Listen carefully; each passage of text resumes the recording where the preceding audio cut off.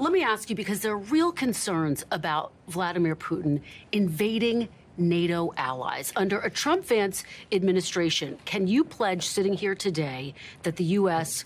will continue to remain a member of NATO? Of course, we're going to honor our NATO commitments, but I think it's important, Kristen, that we recognize that NATO is not just a welfare client. It should be a real alliance. And this is a strong difference between Kamala Harris and Donald Trump. Donald Trump wants NATO to be strong. He wants us to remain in NATO, but he also wants NATO countries to actually carry their share of the defense burden. Under Kamala Harris's leadership, we've actually seen how weak NATO is as a full-scale military alliance. It's effectively the United Kingdom, a couple of other nations, and the United States. NATO's problem is, particularly Germany, has to spend more on security, has to spend more on defense. We can't be the policeman of the world. We want NATO to be an alliance, not just a dependent of the United States. NATO has been unified in defending Ukraine. Just to be very clear, though, you would stay in NATO. Just a yes? We would stay in NATO, Kristen, okay. But this is important. You're right. NATO has done, some of the countries have done a lot, but actually some of the countries relative to GDP have done very little in Ukraine, and that's important. And this, again,